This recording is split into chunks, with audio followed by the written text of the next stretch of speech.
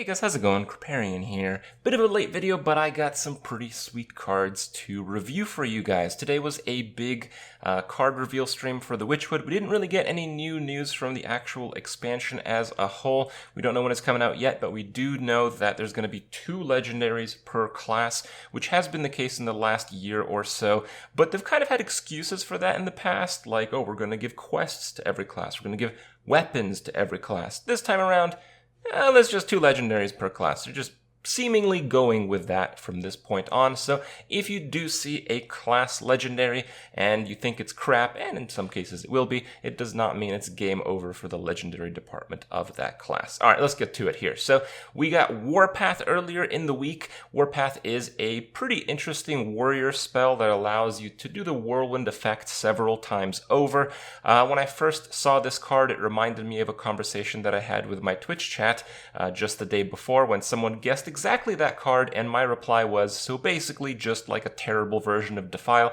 Well, I thought about it some. I read some people's thoughts on Reddit and whatnot, and I feel like the card is actually pretty good.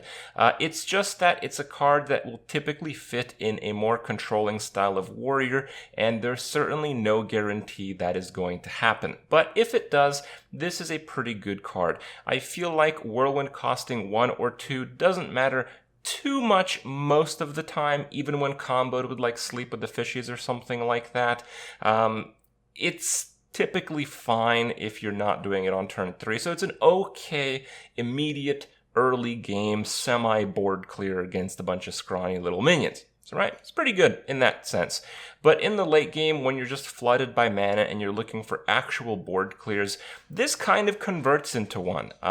Warrior's a class that doesn't mind using up its whole turn to clear the board. So playing 5 of these and probably basically killing just about every minion at that stage of the game is pretty good. That flexibility is certainly worth something, and I cannot call this card terrible as a result. I think it's a pretty decent card, but it belongs in an archetype of warrior that, again, we're not too likely to see from what we can tell so far.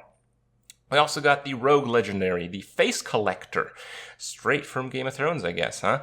3 mana, 2/2, it's got Echo, and you get a legendary minion when you play it. It's obviously an extremely high value card. It's a high power level card, but in my opinion, it doesn't follow the rogue decks that typically survive through the ages of Hearthstone, which is tempo related. It's a weak tempo card.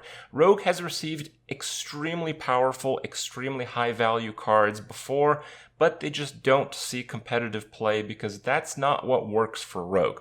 While it's an extremely powerful card, if you want to play the value game, if you want to play the control game, other classes historically have just done that way better. Now, it's possible that we are all underestimating the Echo mechanic, and Echo just naturally works in the flow of the game, so maybe I'm wrong on this one, but I think it is overall a bit of a misfit. It's a great card, but it doesn't seem to work in most of the rogue decks that have been existing or we can imagine right now. In part of today's stream, we got a whole bunch. Starting off with Houndmaster Shaw, the 4 mana 3/6. So this is El Primo Statorino here, and your other minions have Rush. And Rush is another of the new mechanics where you can attack right away if minions have Rush, but you cannot go face with them. So it's the board control Hunter card. And, you know, we typically think of Hunter going face, but mid-range Hunter in the past has not necessarily done that. Hunters also really like Death Rattle minions, so if you're playing with Death Rattle minions, it's not like you have to play this and then play other cards to give them Rush. It's just a passive effect like Tundra Rhino. So, you know, if you have Death Rattle minions that produce other minions, you can play this and get a whole bunch of tempo by hitting up the rest of the board. Usually what that's going to mean as a 4 mana 3/6 body is this is going to survive until the next turn. So it's kind of like a getting out of control board mid-range card. And I actually think it's very good. I think this is a very high power level card. I think this is very likely to see some play in Hunter. But again, Hunter, we'll see about that. We also got Rotten Applebaum, the 5 mana 4/5 taunt with Death Rattle giving you health. In my opinion, this is going to be a very, very high likelihood silence card. but it's still pretty good. With N'Zoth rotating out, I don't know if it'll really see much play, but it is pretty good. Taunt is typically quite premium, and healing is typically quite premium as well. Both on the card, fairly poorly statted for its mana cost, but still it has those two very valuable things. It's hard to write this card off, honestly. We have Witchwood Apple, 2 mana, add 3 2/2 treants to your hand. Treants are not very good minions. They're 2 mana 2/2s. So if you really want to break it down, to get the most value out of this card, you're going to be paying 8 total mana for 3 2/2s, which you can kind of do for 5 mana with Force of Nature, and that card has not seen play since it was changed to that. So it's probably not very good in the traditional sense. However, touching upon our next card, Whispering Woods, 4 mana, summon a 1/1 Wisp for each card in your hand. Well, it's suddenly not too bad. There are some synergistic aspects to these cards, and I imagine there's going to be more than just that. So possibly for now, this will be an underrated archetype of Druid. We'll have to see. Overall, I think this card is very good. Remember, the maximum hand size in Hearthstone is 10, not 7. So if you just have a whole bunch of cards, this is an extremely high value card. Now, Druid decks that want to play a bunch of small minions and afterwards buff them up and Savage Roar and beat the hell out of you have a difficult time keeping a lot of cards in their hand, which is where the previous card might come in, which is where possibly future Witchwood cards might come in. It is another extremely high power level, extremely high tempo, which Druid desperately needs, by the way. But again, it's a bit of a misfit card. But these things typically get resolved through expansion blocks as a whole, which, we're not whole yet. So I think this is going to be a really good card. You're looking at 4 mana, 7/7, but because it's across 7 bodies potentially, that is extremely advantageous, especially for the Druid class. We have Rebuke, Paladin spell, enemy spells, basically the Loatheb effect.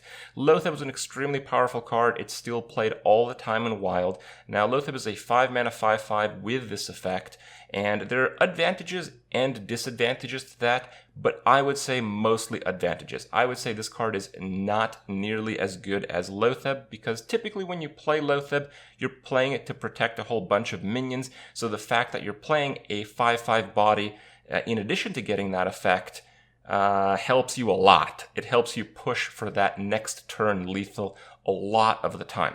Rebuke doesn't do that, but what Rebuke does do is give Paladin a lot of more synergy with Divine Favor, as if it didn't have enough already. So it does give you a better Divine Favor. It gives you an option to lock out the board state that you've developed. So I think it's an extremely high power level card, but the card slots for the aggressive Paladin decks are pretty premium. I don't know if you can really fit this in, especially ×2, but it certainly looks like a very powerful card. I think it's a card that will have to be defined by the meta. If most of the top meta decks rely on spells to recover in the game, and Aggro Paladin is still a thing, trust me, Aggro Paladin will still be a thing, this is going to be a very powerful card.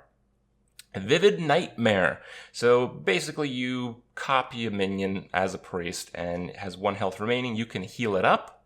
It's not bad. That's a pretty good card, right?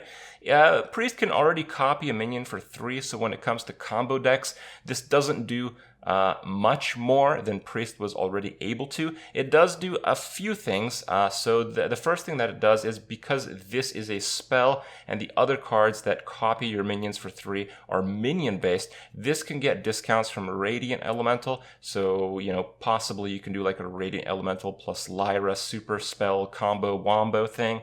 So because of that, it might be a little bit better, though the previous minion based version was not particularly popular. So hard to say if that will really see play, but I was thinking about it a little bit, and there might be more to it than that. The attack of the minion is full, so yes, the health goes to 1, you can heal it a little bit, but the attack of the minion is full. So, just playing Leroy in that is 12 damage. yeah, it's nothing to laugh at, you know? Possibly there could be some charge or some rush or some, shadow madness type of combos. But again, it's missing a few pieces. It's missing the rest of the deck. So it's something we'll have to keep an eye out for as the Witchwood cards are revealed. Then we have a Warlock legendary, Glinda Crowskin. It's a 6 mana 3/7, so the stats are terrible. For 6 mana, you are typically looking at Boulder Fist stats at a minimum, which is 6/7. So it's a really crappy stat minion, and you get a lot of value. Now, Warlocks can already get a lot of value, so it certainly competes with the Cube, Demon, whatever you want to call it, Control Lock side of things. But I think this card is possibly a good fit in a zoo-like deck. So with Echo, all of your other minions having Echo, there's a lot of combos there. You might be able to do like a Summoning Stone or something. You could do Summoning Stone, Glinda, and then 2 3-drops, which might be very good. You can also do like a Knife Juggler combo, I was thinking. You can do Knife Juggler, Glinda, and then, like 5 Wisps. 5 juggles, or you can do Glinda, Juggler, and then 4 Wisps, which is kind of like an Avenging Wrath effect. That's pretty good. So there's a lot of combos within the Zoo deck, and Warlock Zoo has typically been just play high stat minions. Getting that combo push within that archetype might actually push the deck to be quite a bit stronger than it normally is. Next up, we have Nightmare Amalgam, which is the 3 mana 3/4 every creature type, every minion type, I guess, which is pretty interesting. Certainly the upsides are, it beats the hell out of Spider Tank. Spider Tank is crying, guys. It's a mecha along with all the other stuff.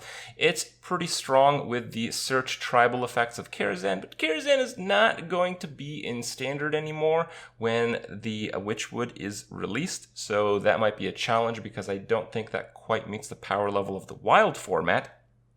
But it's still very good nonetheless. It will absolutely help a lot of the tribal decks that might be coming up. We always know how, it's a bit short on some tribal decks to make them work. Traditionally, it's been with dragons. That's why we had such a big dragon priest push. Well, having something like this in the game makes that requirement a lot lower. I think this card has its disadvantages because, it can be killed by every version of Crab and whatnot. But on the plus side, I think a card like this might be a good candidate to actually be added to the classic set. So something to think about perhaps. Overall, pretty strong, nothing crazy, but I'm really glad they ended up going with a card like this.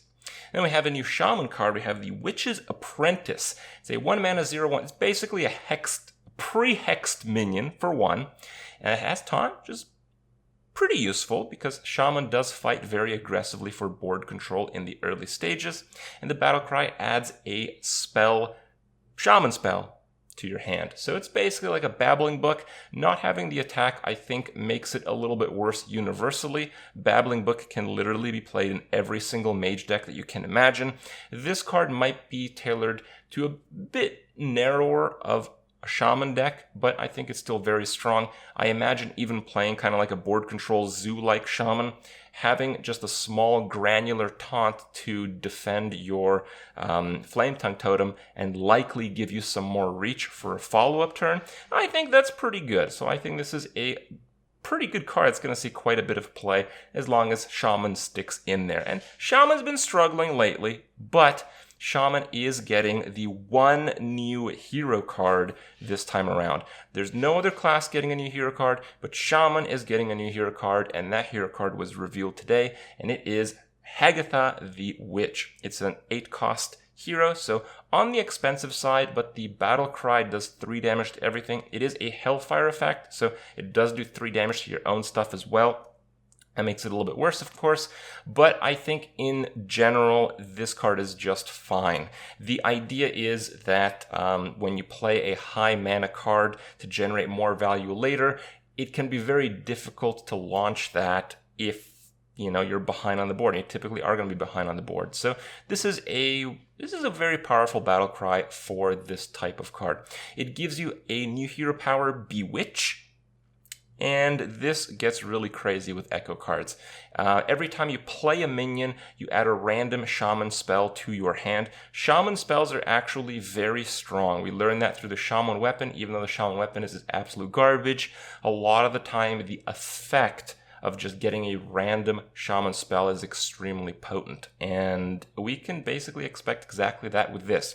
The idea is, though, that you have to play minions. So if you're playing just one minion at a time, it can be difficult to keep that up. But with the new Echo mechanic, even like the one that was previously revealed, like a 3-mana 2/4 taunt with Echo, if you play 3 of those, you're getting 3 spells from one card, right? That's kind of like getting a free Kabbalist's Tome, if you think about it. So the synergy with Echo cards is extreme. Now, we haven't seen that many neutral Echo cards, so that basically I think is going to dictate just how powerful Hagatha is going to be. I think as a baseline, Hagatha is a high power level card, but if we see like, oh, I don't know, like a dozen more neutral Echo minions, Hagatha is going to be ridiculous. So again, another card to watch out for.